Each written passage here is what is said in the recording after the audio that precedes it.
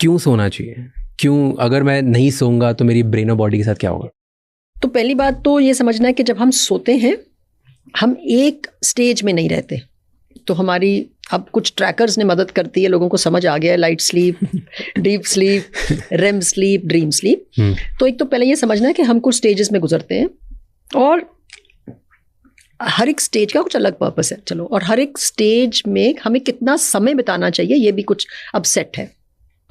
तो इसी को लेते हुए कि नींद क्यों जरूरी है, तो ब्रेन में जब हम एक डीप स्लीप में जाते हैं या रेम स्लीप में जाते हैं, ब्रेन में एक तरह की सफाई होती है।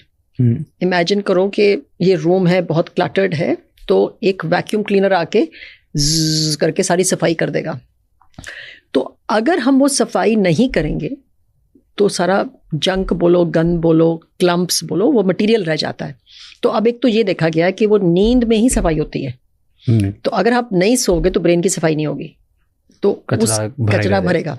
अगर कचरा भरेगा तो कहीं ना कहीं तो डैमेज करेगा। तो वो हिस्से हमारी मेमोरी के साथ रिलेटेड है। तो वो फिर तभी अब रिलेशनशिप आ जाता है कि मेमोरी में असर आ रहा है अगर हमारी नींद ठीक नहीं है। सेकंड ऐसे ही है कि एक डेटा स्टोरेज बोलते हैं। तो हमने सारा दिन हम इतना कुछ अक्यूमुलेट करते हैं, तो इसको कहीं पे स्टोर होना चाहिए। अगर स्टोर नहीं होगा तो फिर रिकॉल नहीं होगा, फिर निकलेगा कैसे? तो वो शॉर्ट टर्म से लॉन्ग टर्म जो मेमोरी में स्टोरेज है वो रात को नींद में होता है।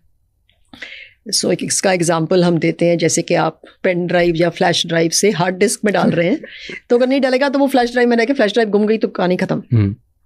सो ब्रेन में तो ये 2-3 चीज़ें होती हैं। एक और होता है कि जब हम कोई चीज़ सीखते हैं, जब हम कोई भी चीज़ अब्जॉर्ब करते हैं, एक कनेक्शंस बनते हैं बहुत, जिसको साइनेप्सिस बोलते हैं। तो सारा दिन चलता ही रहता है ये काम। तो कुछ फिल्ट्रेशन होनी चाहिए भी, क्या जरूरी है क्या नहीं जरूरी, वो प्रूनिंग बोलते हैं। साइनेप्टिक प्रूनिंग, तो वो प्रूनिंग भी नींद में होती है। तो फिर ये सब ब्रेन में नहीं होगा कि अनइम्पोर्टेंट फाइल्स डिलीट हो जाए, इंपॉर्टेंट फाइल्स रहे।